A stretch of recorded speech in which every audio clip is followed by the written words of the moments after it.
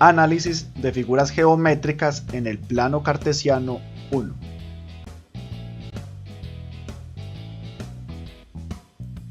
Este video trata de cuando tenemos una figura geométrica en el plano cartesiano, de pronto nos faltan datos o debemos verlo, digamos, con ciertas atribuciones. Entonces de eso trata este video y lo vamos a entender con el siguiente ejemplo. A partir de los siguientes puntos determina. Nos dan 4 puntos.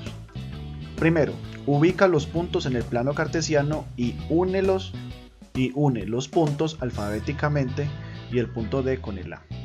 Después, con el transportador determina el valor de cada ángulo interno y luego súmalos. 3. Con una regla mide lo necesario para determinar el perímetro de la figura.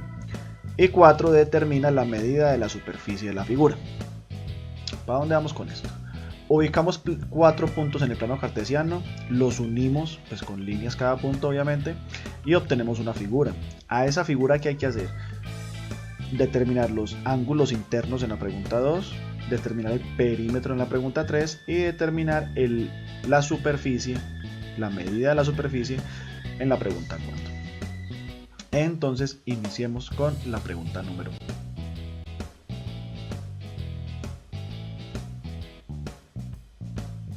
A partir de los puntos en mención, vamos a ubicarlos en el plano cartesiano y formar la figura. Recordemos que ya estudiamos la ubicación de puntos en el plano cartesiano en videos anteriores.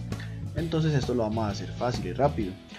Ubicamos los puntos en el plano cartesiano y los unimos formando la figura geométrica. Esto lo hacemos de una vez y nos queda de la siguiente forma. Observemos que cada punto en el plano cartesiano, su ubicación en el plano corresponde a las coordenadas del respectivo punto. Entonces ubicamos los 4 puntos A, B, C y D, luego los unimos con unas líneas rectas. Observamos que determinamos una figura de 4 lados, por tanto un cuadrilátero. Bueno, primera pregunta. Pasemos a la segunda.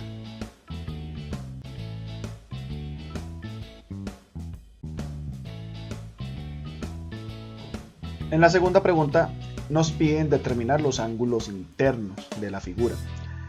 Para ello vamos a utilizar el transportador. Iniciemos con el ángulo interno en el punto A.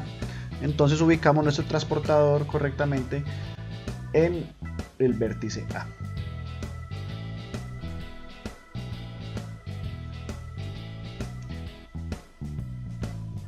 Observamos la medida. La medida inicia acá. Siempre recuerden, para medir con transportador se ubica el centro del transportador que coincida con el vértice y que la línea de 0 grados coincida con uno de sus lados. Recorremos la medida y vemos cuál es la medida exactamente. Nos da acá 90 grados. Quiere decir que el ángulo A es de 90 grados. Siguiente, el B.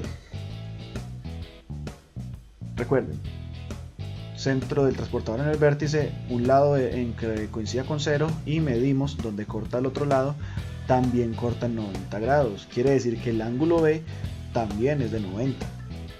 Y así pasamos con todos. Ángulo C. Centro del transportador en el vértice, un lado coincide con 0 grados y medimos a partir de allí, 10, 20, 30, 40. Si observamos bien, no llega a 50, está prácticamente en la mitad. Quiere decir que este ángulo llega hasta 45 grados. El ángulo C será entonces 45 grados. Y finalmente el ángulo D. Vértice, en el centro del transportador, un lado que coincida con 0. Y a partir de allí contamos 10, 20, 30, nos vamos con todas las lineecitas por todas las medidas. Acá vamos 130, vemos que el 140 se sale y si observamos bien está en toda la mitad. Entonces este ángulo va a ser de 135 grados. Vamos a ubicar las medidas que acabamos de determinar en la figura. Decíamos que el ángulo A es de 90 grados y el ángulo B también. Recuerden que cuando son 90 grados lo simbolizamos con un cuadrito en el vértice. Decíamos que el ángulo C es de 45 y el ángulo D de 135 grados. La pregunta, aparte de hallar la medida con un transportador, nos pedía hallar la suma de los ángulos internos. Entonces vamos a sumar estos cuatro ángulos. Sumamos 90 más 90 más 145 más 135. Y la suma nos da 360 grados, lo cual nos dice que el proceso que hicimos estuvo correcto.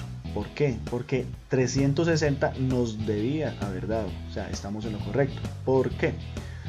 Porque esto es un cuadrilátero, y si recordamos de la teoría de geometría, la suma interna de la medida de los ángulos de cualquier cuadrilátero debe ser 360 grados. Quiere decir que si esa suma me hubiera dado otro número, 400, 500, 100, no sé, hubiera estado tomada mal la medida o hecha mal la suma. Una nota importante: si tú haces esto en tu cuaderno con las mismas vértices, la medida de los ángulos te debe dar exactamente igual.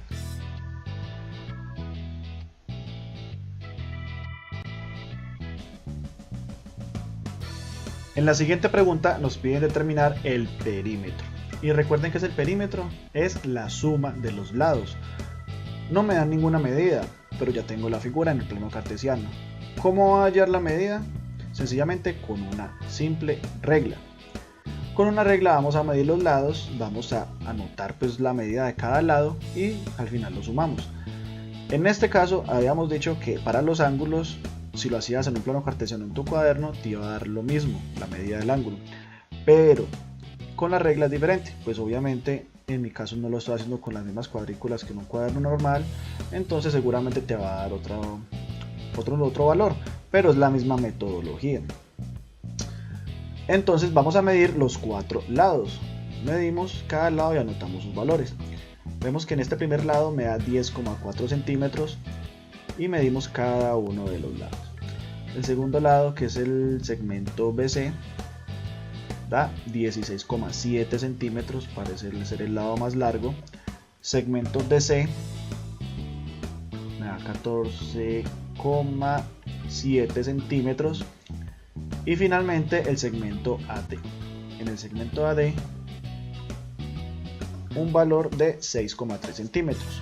Entonces, con una regla normal determinamos el valor de los lados. No me lo dio el ejercicio sencillamente me dio los puntos. Y a partir de allí hemos determinado todo con la utilización de los instrumentos de medida que todos tenemos. Entonces vamos en este caso a sumar los cuatro lados para determinar el perímetro. Los acomodamos, como son números decimales se pone coma bajo coma y procedemos a sumar. Esto nos da un valor de 48,1 y ese será el valor del perímetro. O sea que el perímetro es 48,1 centímetros.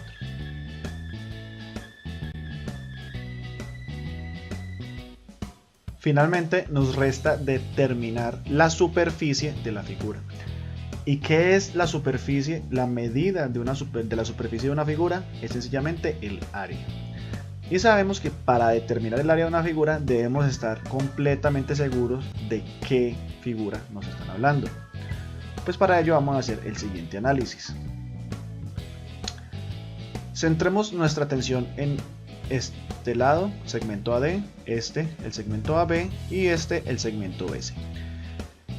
Quitamos todos los demás valores, todas las demás medidas de ángulos y cosas para que nos den más espacio y más claridad. Recordemos que acá el ángulo en el vértice A es de 90 y el ángulo en el vértice B también es de 90. Quiere decir perpendiculares, recuerden. Perpendicular me hace referencia a 90 grados. Nos podemos ayudar con una de las teorías de la geometría básica, que me dice que si tenemos tres segmentos como en este caso, se dice que uno de ellos es perpendicular a otro, o sea, este es perpendicular a este, y a su vez otra línea es perpendicular a uno de ellos, este es perpendicular a esta, y esta es perpendicular a esta. Si eso pasa, entonces quiere decir que dos líneas de esas son paralelas, o sea que esta línea tendrá que ser paralela a esta línea. Eso me dice una de las teorías de la geometría. Sin embargo, si no nos acordamos de ella, pues utilizamos los instrumentos de medida.